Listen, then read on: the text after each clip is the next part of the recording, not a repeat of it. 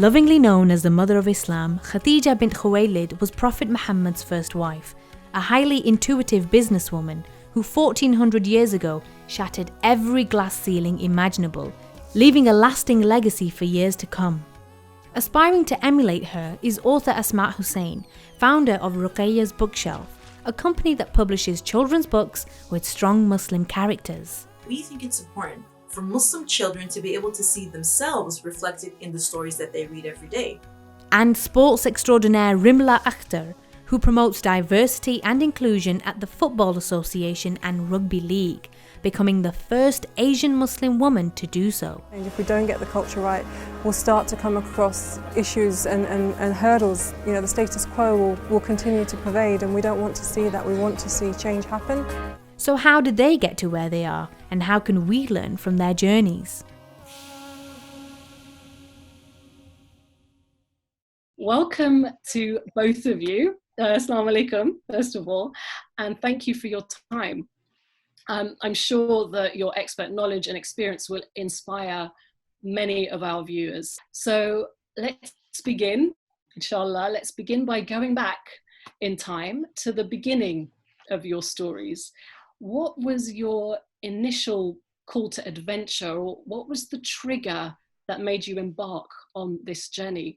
I'm going to come to Rimla first, please. Okay. Assalamu alaikum, everyone, and thank you for that lovely introduction, Ramona.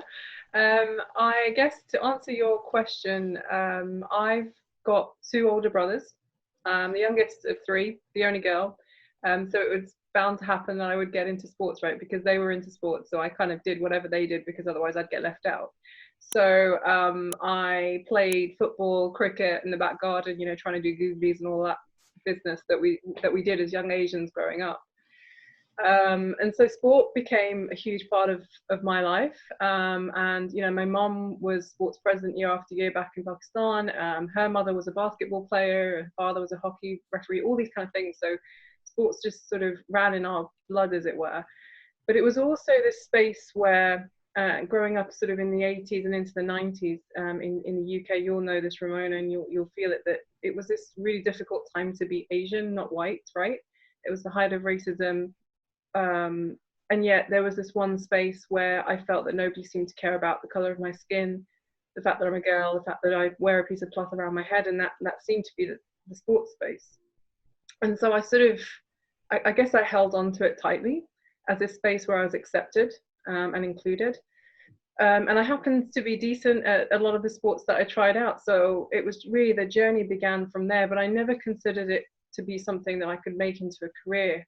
It was always a hobby. It was always something that I did on the side. And that's why, you know, I went to PwC. I went through that sort of process that you go through in life, from studying to work. And it wasn't until I became chair of the Muslim Women's Sport Foundation in 2005, after having captained the British team, that I suddenly felt like I can give something back here. And I wanted to use the power of sport to really support other people who felt that they didn't belong, and felt that sport could help them develop in any way that you know, that it could help them. And that's where the journey really began. And I never imagined I'd be where I am now, doing what I'm doing now, having quit the city life and really doing a job that I absolutely love, and I feel really blessed for that. Just want to say thank you to Rimla. We're going to pick out some of the things that you spoke about, and of course now please over to Asma. Thank you. So it's interesting. Assalamu alaikum, everybody. Thank you again for the intro. So when I was listening to what Rimla was saying, it's interesting because my journey was a bit similar, even though we're in vastly different fields. I've always loved writing. I used to journal when I was a kid. I used to have a really silly blog when I was, you know, a teenager, back when social media wasn't even a thing yet. You know, blogs were the thing. So I always loved writing. I enjoyed it. But I would say it wasn't really until, until my husband passed away about almost 7 years ago that I really started using writing as a way to express what I was going through. And when I started doing that, I realized, wow, the power of writing is so transformative in my own life.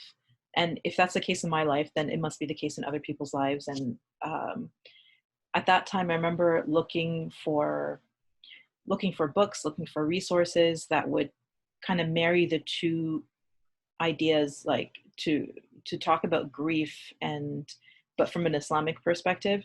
And I actually didn't find much, which was surprising. So at that point in my life, I kind of just had to do it myself. So it was like, it's what people always say about starting a business, that you find a problem and you solve it, right? That's what people always say the best businesses are about.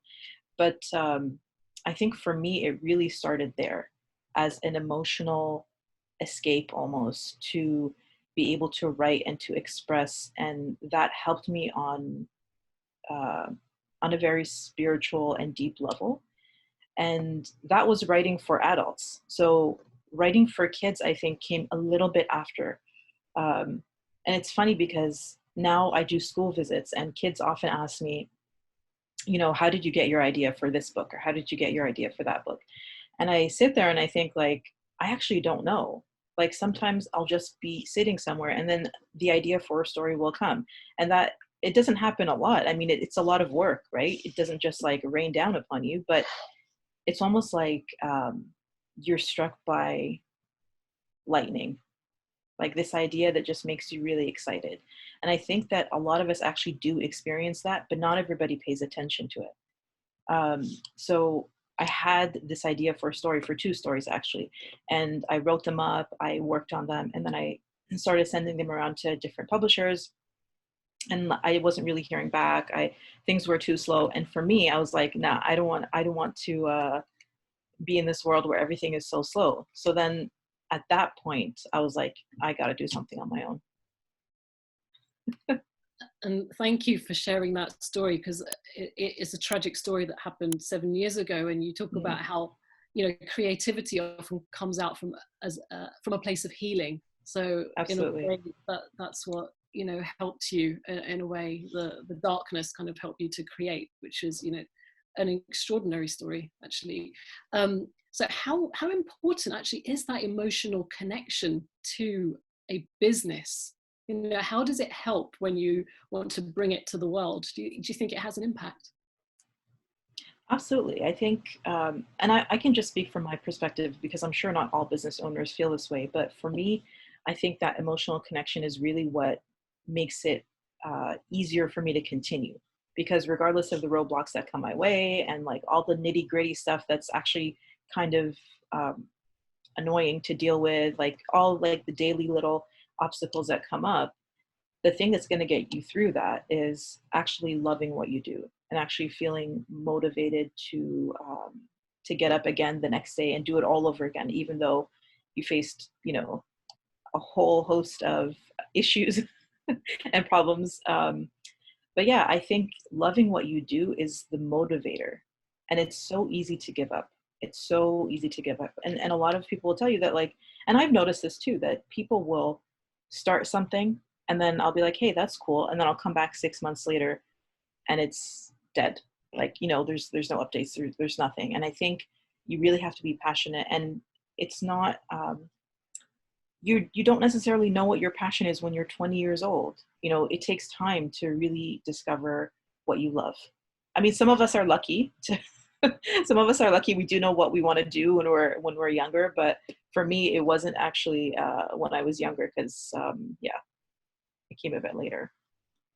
That is so true. It's about what you love. And I can see that with Rimla as well, your passion for football, for sport, for your, that has come into your consulting, but also business is about risk. And, many people have a great idea, like Asmaa said, but they just fall flat. So what risk did you take, Rimla, when you went into this entire area?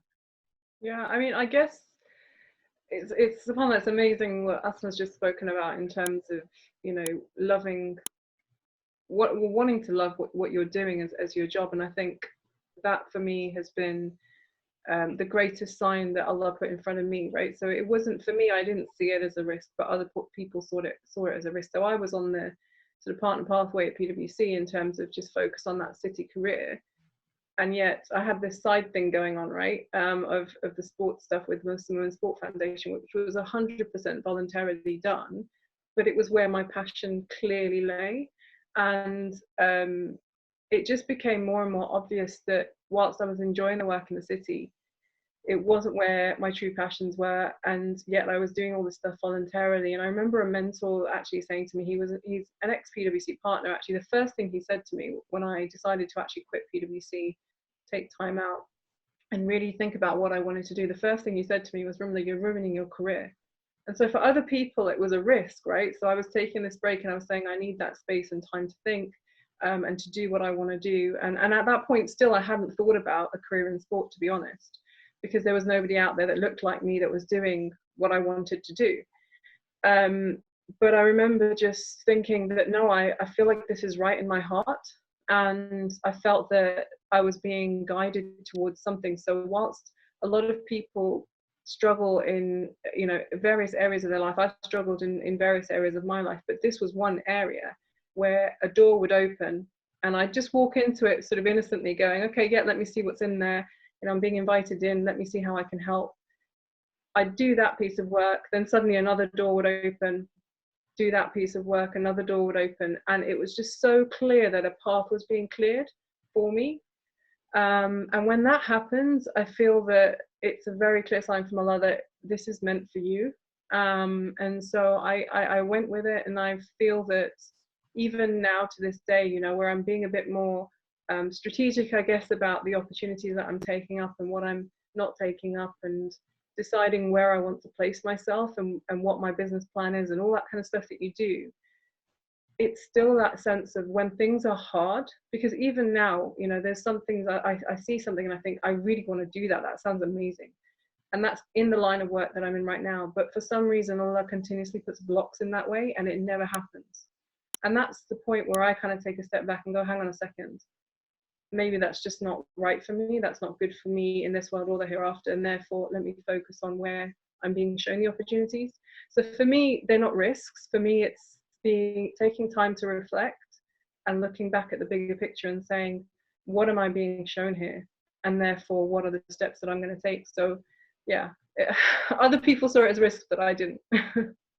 That's a wonderful way of reframing risk as like pathways or opportunities, and just like ways that Allah has opened up for you. That's beautiful. Thank you, Rimla. But I want to come back to Asma now about, was it the same for you? I mean, how did you actualize your business idea? Were there any resources that were at your fingertips? Yeah, I actually love what Rimla said, because I've had almost an identical experience, where it's almost as if you have to sit with yourself and open yourself up to seeing what Allah subhanahu wa ta'ala puts in your path, and it's not easy, because we have like 1,000 distractions coming at us from every single angle, every single day, especially as women, especially as mothers. It's hard to really zoom in and focus on those things. But when you see that Allah subhanahu wa ta'ala has opened a door for you and given you an opportunity, you run to it, and you just have tawakkul. You trust Allah subhanahu wa ta'ala. You do your part, but then you trust Allah. But your question was about like what resources I utilized. So I'll be honest with you, it's not very fancy, but I'm gonna tell you the truth. Google. So a lot of times people ask me, like, how did you get started, and how did you how did you get started? And I tell them I just Googled a whole bunch of stuff over and over, and I made notes, and I just everything. And I accessed as many free resources as I could, because I knew that starting something like this was potentially going to be quite expensive. So I didn't want to spend money where I didn't have to spend money. And alhamdulillah, like, we live in a time where information is actually very, very easy to access. So even if you Google how to get published, how to get an ISBN, how to get started, how long should a picture book be, like, just any question you can think of, you're going to find the answers. And if you can't, alhamdulillah, for us who live in places where you have access to really good public libraries, you can always get books from the library. You don't even have to buy the books. There's just so many free resources and I would always advise people when they're getting started to access the free resources that you have. I think a lot of people jump into searching for programs and paid courses and stuff, and those are wonderful. Don't get me wrong, but I think when you're just starting out and when you're operating with like a $0 budget, basically, you do want to find the places that you can access information freely. And that's the interesting thing, isn't it? You're saying it was a zero budget, but you had Sheikh Google to help you along the path. But it's very often people are put off because they feel like, well, I have no capital, I have no money, there's no seed there to grow.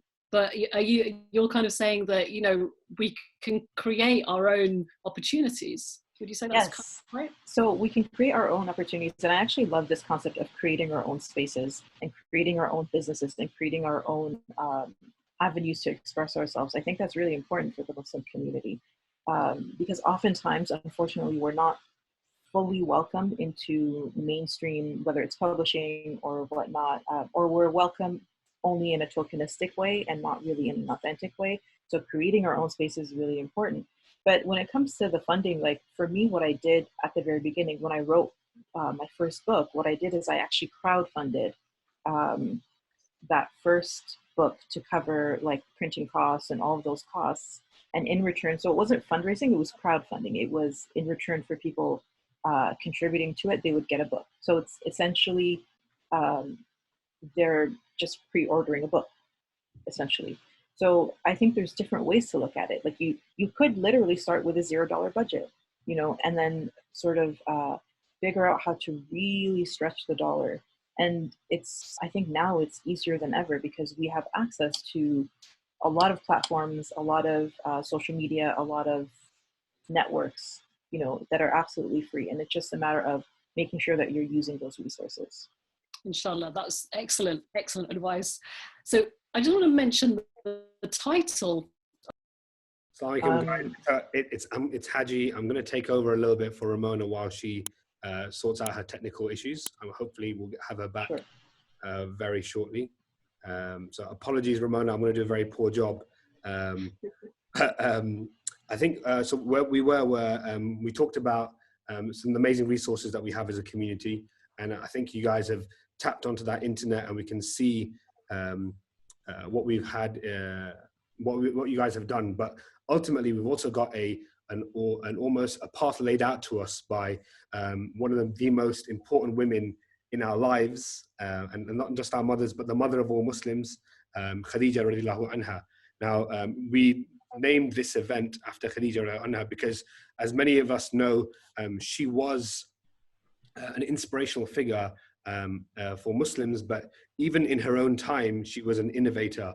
She was someone who stepped out against the nature of the society and did something different. And we know that there was only very few, we know from the Seerah, there were only very few Muslim women who were in that kind of position of wealth in the society. So I think that is, it's an amazing situation that we see it, we can reflect on. And I think we can imagine only the different challenges and societal barriers that she faced in her times. I mean, could you, Rimla, maybe you can talk about some of the barriers you mentioned already, looking different from everyone else, but what other kind of challenges did you find in the Muslim community as barriers holding you back?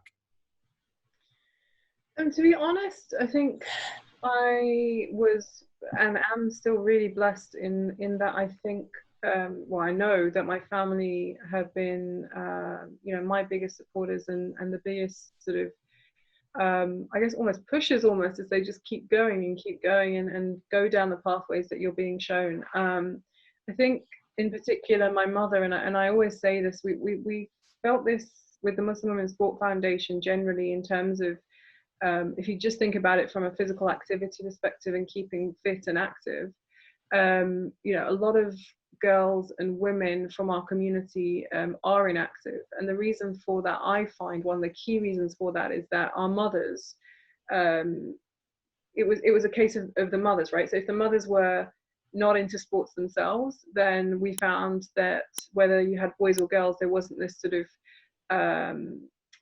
desire to get your children active, whereas when the women and the mothers, like I say, were active or understood the importance of being physically active, then the children, whether they were boys or girls, would also be physically active and understand the importance of being active. So for me, the mothers play a huge part, not just in terms of physical activity, but absolutely every single element of children's lives. Yes, the fathers do as well, but I just think mothers do to a whole nother level. And I look to my own mother, and growing up, for me, she was somebody who was a role model, my only role model in life, and real and in front of me, and not just someone that I was reading about. And therefore, her pushing me and saying to me, Rimla, be the best that you can be, and especially as a woman, be the best that you can be, and use all the talents that Allah's given you. She's always had this theory and this, I guess, value in life of saying, if Allah's given you the opportunities and the ability, then who am I to stop you? And it's that kind of support that I've received from across my whole family. So I would say actually the biggest challenges and barriers have been within myself rather than from other people and from the community. And I say that because I feel that oftentimes, and it's not just women, because I know men that do this as well and boys that do this as well, we seem to limit our own abilities in our own minds in terms of whether it's a confidence issue or whether you feel that you don't want to be overly proud of your achievements, or whether you just doubt you're able to do something, and are you good enough for a particular position. I remember when I was considering going for the FA Council role. So it's a position that you have to go through an election for and get elected by your peers. And I remember asking a friend at the FA, do you think I'm ready?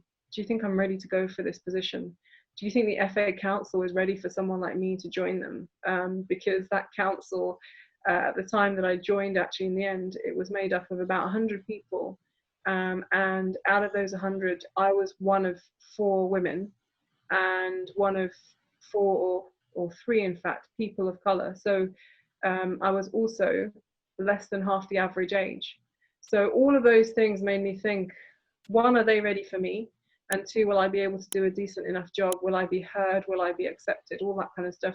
So the biggest challenges have come in my own mind. I'm grateful to that person that I asked, that she turned around straight away and said, of course you are, go for it. And it's through those moments and through those supporters that I think that you're able to overcome these challenges in your own mind.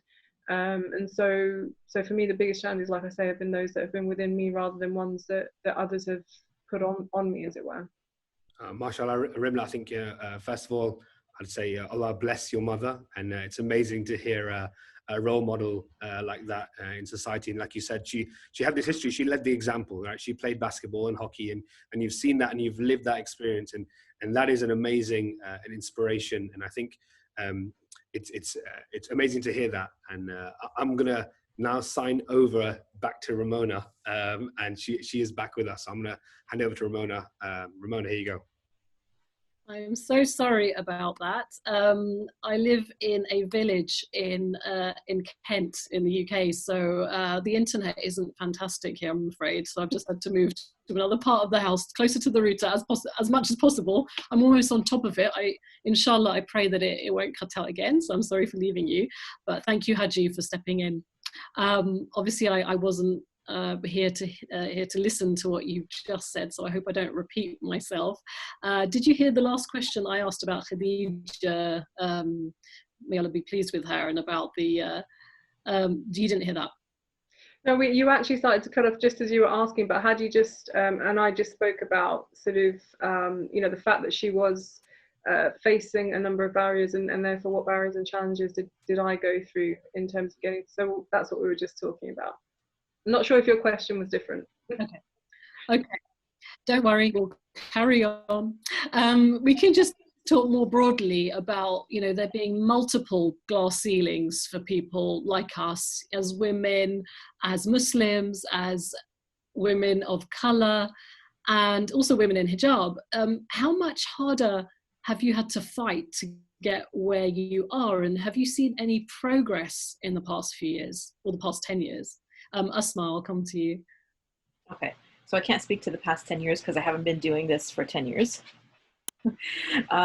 But so this goes back to what I had mentioned just a couple of minutes ago about creating our own spaces. And I think one of the reasons I wanted to create my own publishing company, create my own platform, is because I knew other authors who went through the publishing system, and they did get published, and they're amazing writers and they do amazing work, but just the hurdles that they had to jump over and the things that they had to give up, and the compromises that they had to make, even in terms of their content. That wasn't something that I specifically wanted to do. I wanted to present my story and present the stories of these Muslim children in the most authentic way that I could.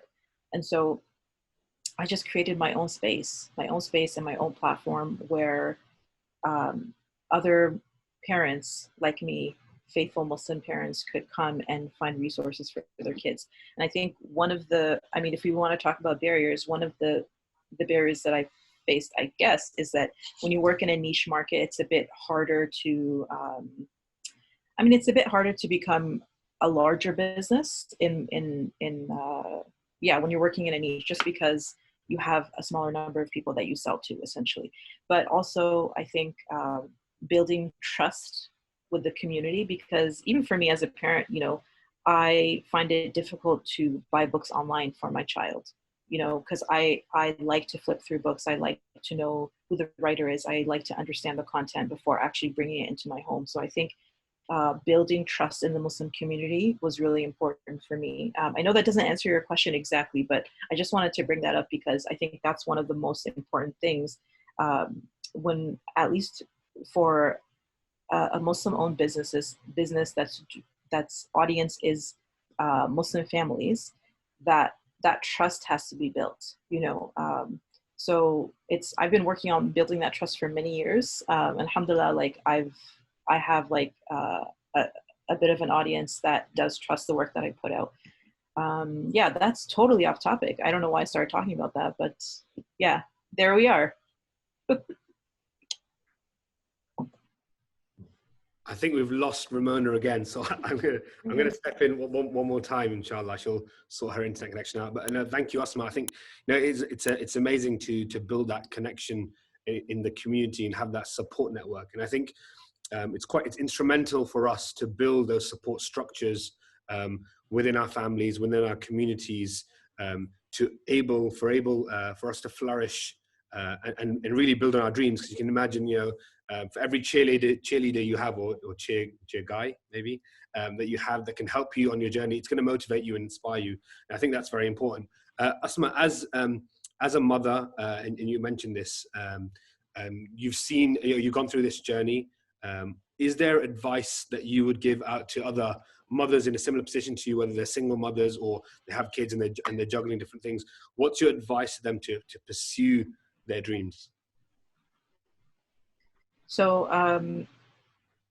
okay. So this is an interesting question, because I think that from the perspective of a single mother, really your priority is to take care of your family and your children, right? And I often say this, that if I wasn't privileged enough to be able to live with my family, I wouldn't necessarily have had the opportunity to pursue this business, Ruqayyah's Bookshelf. Because if I was worried from the beginning about how am I going to pay rent, how am I going to put food on the table, I most likely wouldn't have had the mental or emotional space to actually think about my dreams and think about a bigger, the bigger picture, essentially.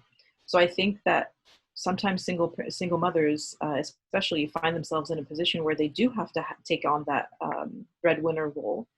And I think it's okay that they do the work whatever work they need to do, even if they're not, following their dreams or whatever. I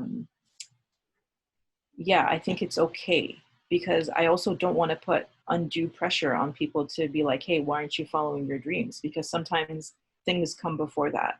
And building a business is not easy. Following your dreams and actually putting your finances on the line is not easy. So for people who are not able to do it, you're good. Like, you don't take care of yourself, take care of your families. But for people who have the privilege to be able to do it without worrying, hey, I can't make my rent this month, then I think definitely go for it and take the time to really think about what you want to do. Journaling is really important. People talk about how when you journal, there's a lot of things that are latent within you that come out.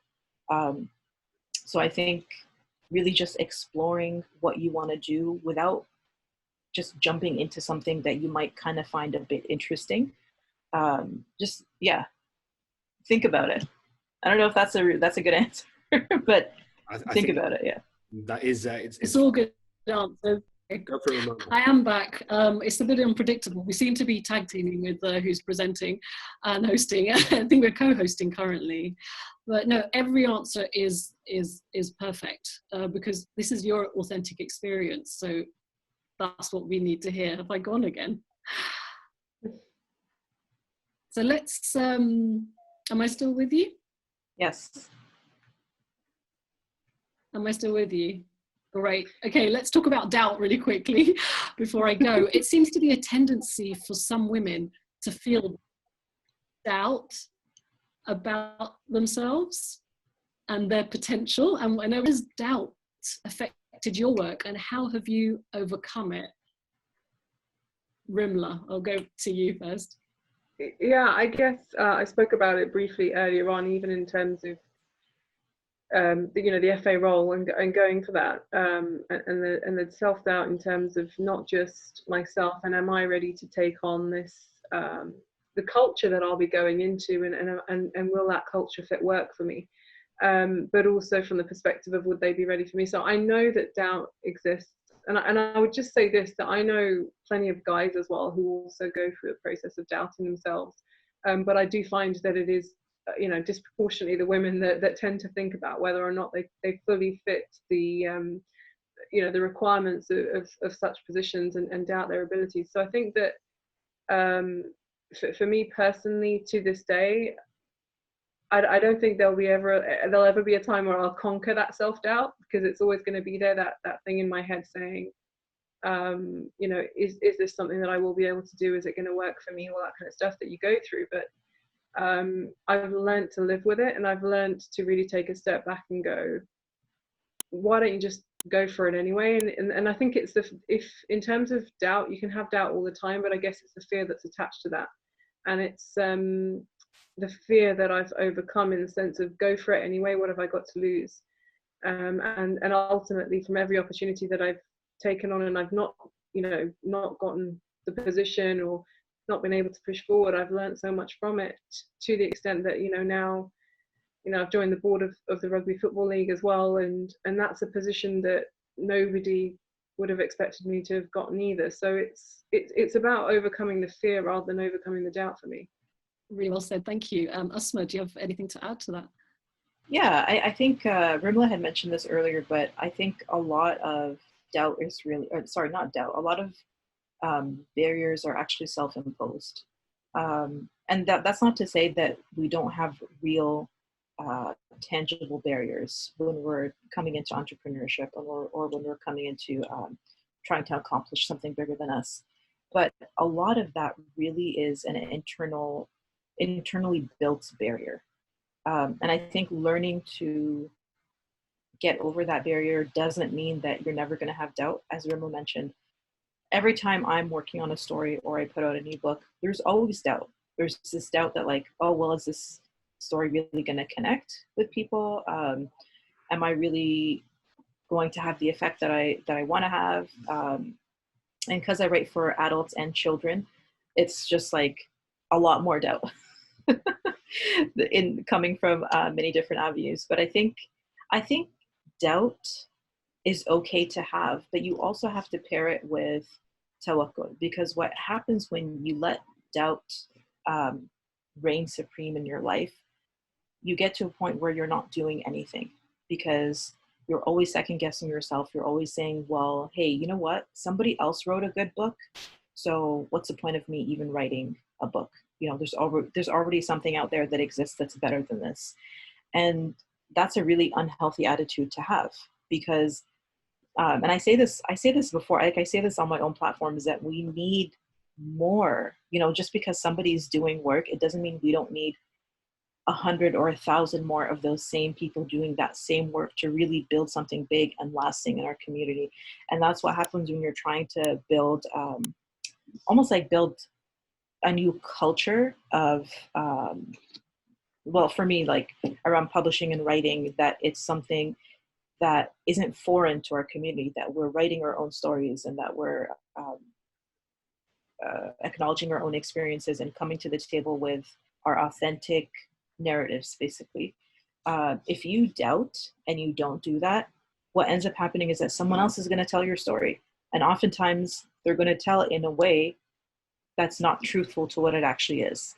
And that's much worse than you coming out with a book and it's like not as successful as you want it to be. You know, like, and I think Rimla mentioned this as well, that when Allah subhanahu wa ta'ala gives you a talent or an ability, for you to not utilize it is, I don't know what word to use that's like, that's gonna express what I want to express but still be nice. Like you have to use the talent that Allah subhanahu wa ta'ala gave you. Otherwise, why are you here? You know, if Allah gave you the ability to do something but you're holding back, you're not living up to your potential. You're not benefiting yourself, your family, and the community the way that you can. And that's a loss. That's a loss for the community. I would just add to that. I mean, I think doubt is also really a good way of checking yourself, and checking your intentions first and foremost. I find that it's very easy to get carried away with things, especially when people are saying really nice things about what you're doing or what you're contributing, or you know, whatever field that you work in. It's just a check and challenge for yourself, really, to say, why am I doing this? And you know, am I going to be doing the right thing at the end of the day? Because everything comes back to your intention. Everything comes back to, as Muslims, right, we're here to worship Allah. That's what it comes back to. But worship is in different forms. We get that. So is what you're going to do, is that going to help you towards your abilities in this life and your goals in this life, but more importantly in your next life? And I think that doubt is a good check and balance for you to really think about that. And just because it links back to the question, Ramona, that you were asking earlier on about sort of the development of Muslim women in the space, certainly in the sports space that I'm in now. I've just seen this huge proliferation in terms of the number of Muslim women that we're seeing, visibly Muslim women that we're seeing within the sports space, and not just from an athlete perspective, but right across the industry. So, you know, we have for generations, for decades, had Muslim women that have been competing on the international level, from Nawal al-Mutawakkil to all sorts that have been coming, like Ruqayya al-Ghasra, who's been in the Asian Games and won medals. So, you know, all of these women have been there and have been in the sports space and achieving great things, but just the visibility and the spotlight that's on Muslim women right now, for me, is a good thing and a bad thing, because the bad piece is because the spotlight tends to come from the angle of, oh, she's smashing stereotypes and she's going against her family's wishes and all this kind of stuff, which really annoys me and probably annoys the athletes as well.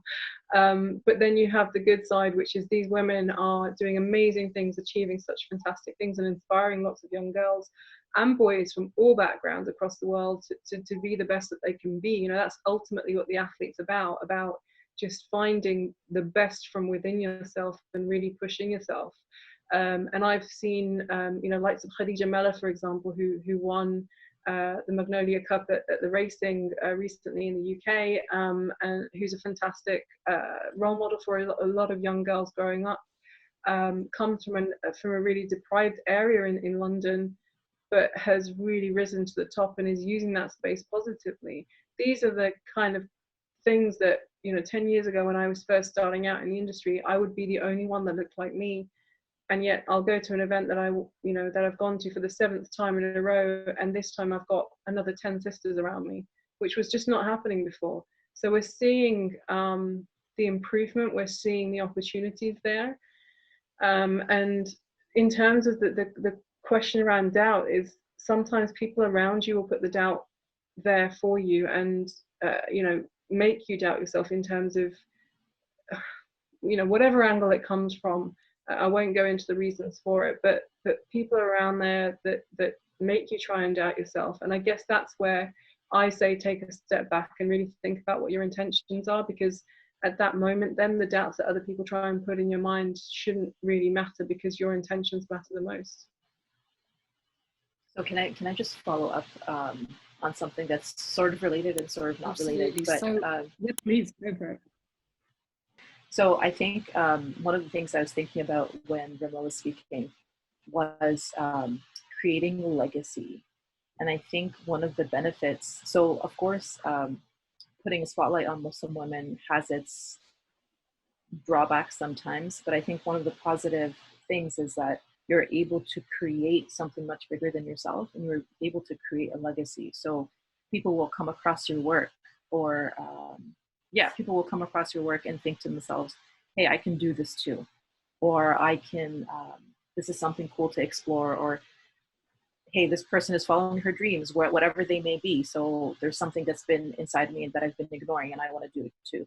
And I think like of the generosity of Allah subhanahu wa ta'ala is that everybody that we inspire to do something good, whether it's in our field or in a different field or whatnot, that person's work becomes a part of our legacy. And we may never know, right? Like we might exist in a world where we never know that this person in this place was inspired by something that I said or that I wrote or whatever to do something good.